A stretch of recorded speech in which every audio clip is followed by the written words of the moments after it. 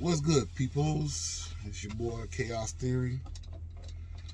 It's just our opinion segment. I haven't did a segment in a minute, you know what I'm saying? As you can see, sitting in my truck here in Texas. Today's segment, I'm gonna start doing a whole lot of segments and kind of lag off on my podcast for a while live because trying to generate the views, you know what I'm saying, as best as to the best of all my ability, you know what I'm saying, even though we got another podcast called These Grown Men Talking. Shout out to my brother Dark Prince. But this segment right here is basically about being at your best in life. You know, when I think of being at my best at life is considering doing things that makes me happy, what keeps me going on a daily basis, like me driving trucks. This has always been a dream as a child to always want to drive an 18 wheeler. You know what I'm saying? I can remember way back. I mean, I can say maybe it had been like 81, 82 years. 81, 1981, 82, something like that. And being with my godmom. And we used to walk, because see, I'm a LA, South Central LA born and raised young man. Even though I got this Texas Ranger shirt on because I represent Texas when I'm out here every now and again. But, you know, I always have my LA hat on, you know what I'm saying? I always represent LA. But back in the days, you know, in Los Angeles, South Central, it was a street called Imperial Highway, Highway 90, California 90. It's a stretch. It's a street, regular street, you know, in the city. Me and my godmom and my god sister, we literally used to walk from Menlo all the way up to Western Avenue. And as we walked, that was like a main stretch where 18 wheelers will always go up and down that particular street. And my godmom used to always tell me, look, Maurice, look. You know, that's my real name, by the way. And I look, and she'll do this, you know, like that, to get the truck drivers to blow their horn. And they would blow the horn. That used to be pretty cool to me. You know, I was like, wow. You know, and it started to register as I got older. You know what I'm saying? Like, damn, this probably be the thing to do. You know what I'm saying? Even though I was a young child back then, but even at a young child's age, if he sees enough of that, eventually he's going to probably want to get into that. You know what I'm saying? If nothing else occurs in his life or her life. You know, because one thing about a child's brain, it starts recording as soon as it's born. But as far as taking the information in at a real heavy path is at an age, around the age that I just was, you know, I'm getting tongue tied. I'm thinking and talking, but at an age where you know what I'm saying, at a young grade school age, like 5, 6 years old. So basically, you know, even me when I was growing up, you know what I'm saying, looking at those 18 wheelers and stuff and playing with them as, you know, as toys or whatever the case may be, it really dawned in my head that, you know, maybe this probably something I might get into when I get to be grown. But there were other avenues, you know, that was into play, you know what I'm saying, being in aviation, you know, flying an airplane or something, you know, being a police officer. You know, all these things were just coming in my face. Yeah, I said police officer. I know it's kind of funny, but, you know, you got to think about it. The whole concepts of law and order back in those days is 20 times different than it is today. You know, I mean, especially, because we didn't have so much of this and so much of that going on. But anyway, at one particular time, I did want to be a police officer because I thought they seemed to be pretty cool.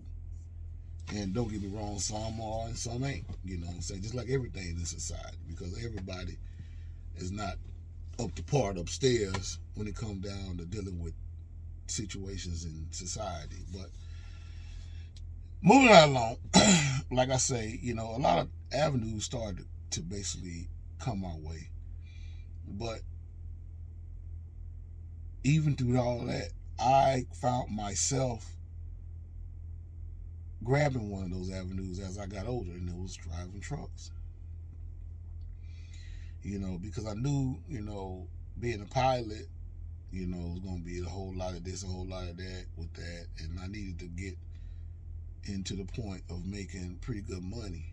And, pilots, don't get me wrong, they make damn good money, according to the things I've read up on, aviation anyway, air traffic control, aircraft maintenance, all that stuff. Anything basically dealing with aviation makes real good money because it's a corporation. It's big business. Even with truck driving, it's commercial. You know what I'm saying? It makes money because you're driving the biggest thing on the road.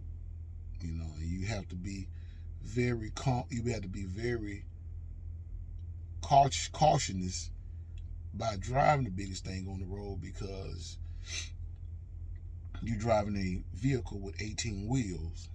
That's why they call it 18-wheeler. Or a semi, or a diesel, or whatever, a big truck. And it takes a lot of work. It takes a lot of know-how and things of that nature to drive an 18-wheeler. You can't just get in there and just start driving like you drive a car because it's not set up like that. Other than that, it'd be a car. But in order to drive an 18-wheeler, you got to be at your best on driving an 18-wheeler, meaning that you got to know the do's, the don'ts, the wills, the won'ts. Know how important it is to not mess up your situation. As far as your driver's license or mess up your vehicle that makes you money. Basically drive for yourself and others out on the road. Try to keep your nose clean as much as possible out here on the road. So you can give yourself, as well as the company that you're driving for, a good,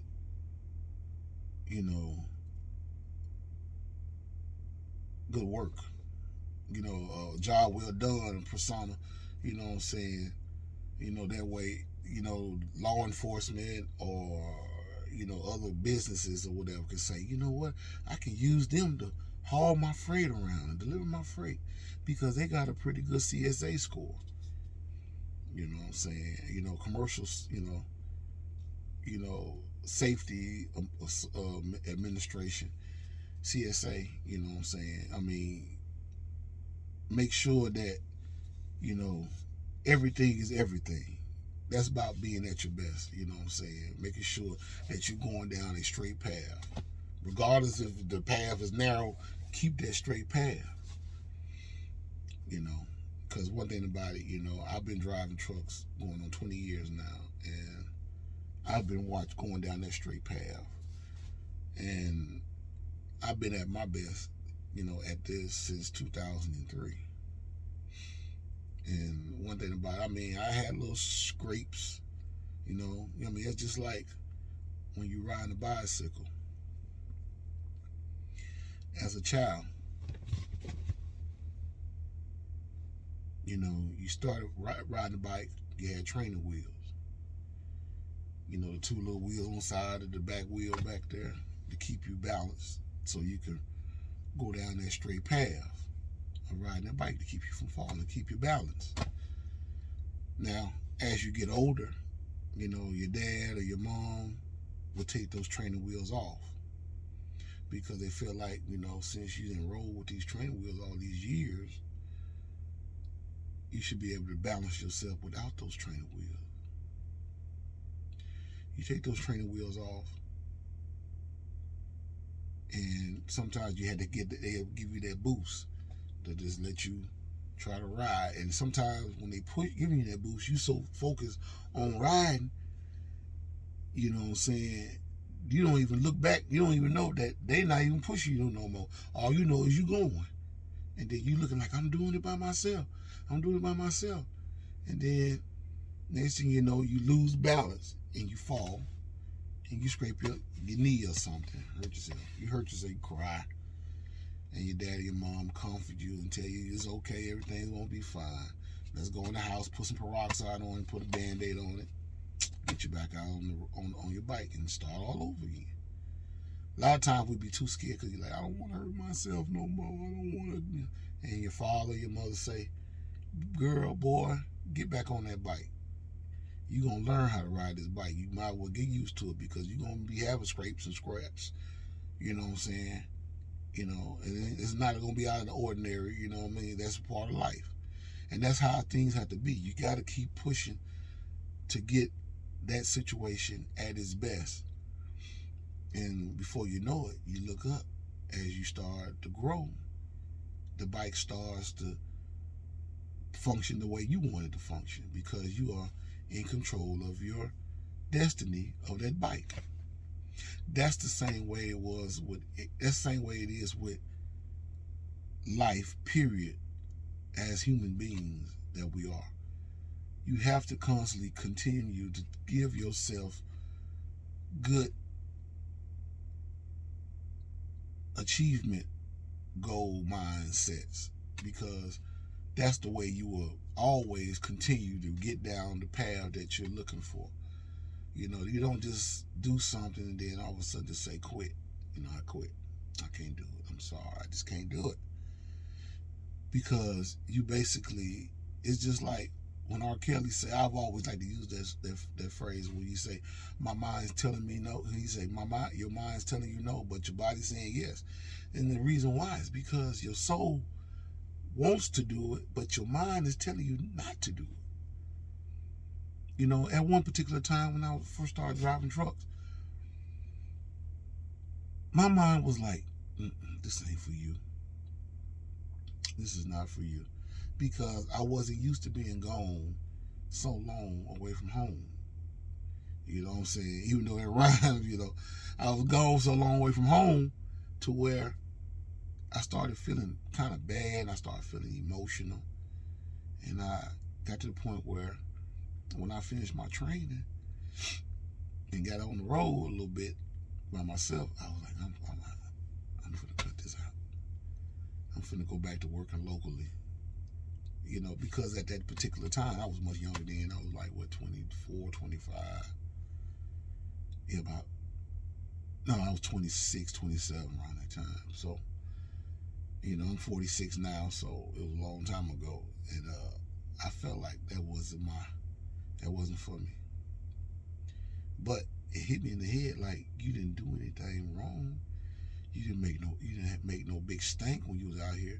You basically was doing your thing. And I'm like, yeah, that's true. And so I made up in my mind a year later to get back out here on the road. And ever since then, I just stayed at it, and here I am. But that's the thing about being at your best, is that if it's sought for you mentally and spiritually, you cannot give up on it because that's probably the path that the Most High wants you to go. Because we find ourselves a lot of times trying to take other,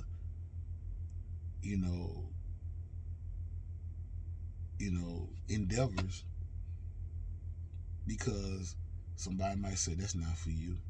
You need to do this here. But you're going off of what somebody else is saying instead of finding out what you think. And that's even with relationships. Ooh, relationships. Yeah. A lot of times, for my beautiful black women, we kind of find yourself. I'm saying not me, I am blue, but y'all kind of find yourselves getting in a relationship with us brothers, and you be happy for the time being when you first get with them. And then you got these so-called friends and family members that basically ain't got nothing going for themselves. And if they do got something going for themselves, it's just by an inkling. And they see that you are happy. They see that you're striving with this relationship. Instead of them trying to find out how to get on your level, they will want to see you down and out because they're down and out. I never understood that, but now I do. And it's because it's by design for black women to think they're running competition with other black women. You know what I'm saying? It's like, she thinks she all that because she got her truck driver, or she got her lawyer, or she got her somebody that's making 6 figures or 7 figures a year.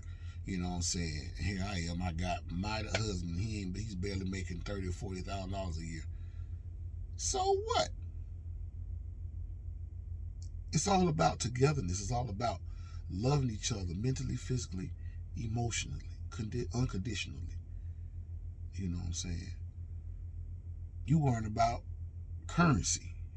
Yeah, currency, it helps. But at the same time, if you just going with currency, you just might well should just be by yourself always. And see how that's going to work for you. Because that only works for so long. But, most females that get in good relationships, you know what I'm saying, they don't really be at their best.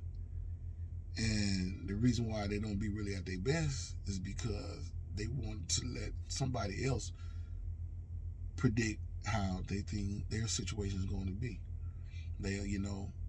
It's just like, for example, like I say, females like to run competition with each other. She'll say, "Oh, girl, I heard something bad about him. I heard he be beating on his women and this and that and another." But in reality, she didn't hear that. She just made that up because she's basically talking about what happened with her and her dude on the quiet scale. But at the same time, she's not putting her business out about the dude that did her wrong. She's trying to lowball the dude that her friend has because she see that her friend has a better influence on the relationship than she has.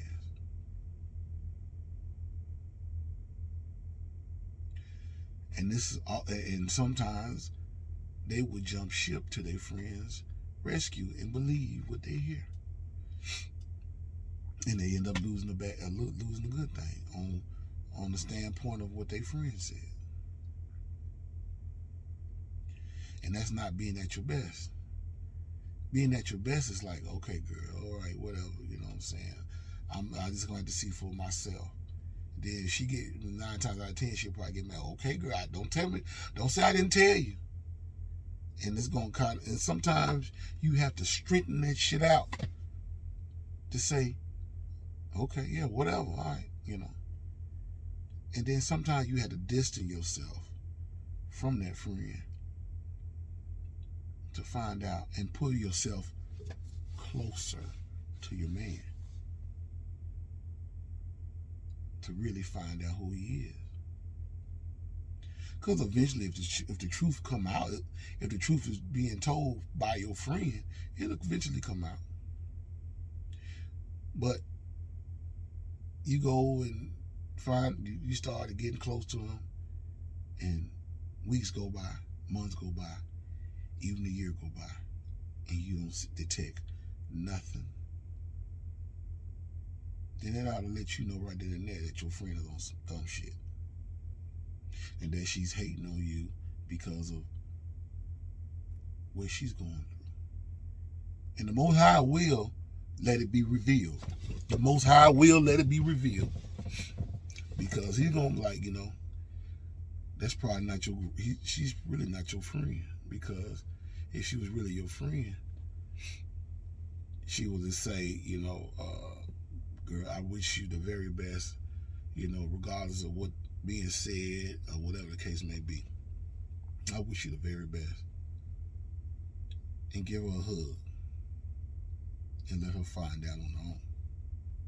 And a real friend would give her spiritual praise, and hope and wish for the better for her. That way, she'll be at her best in the relationship. Plain and simple as that. That's about being at your best for your job, for your relationship. But before all of that, you got to be at your best for yourself. That's what it's all about. It's your boy Chaos. Hope I helped y'all out. Deuces.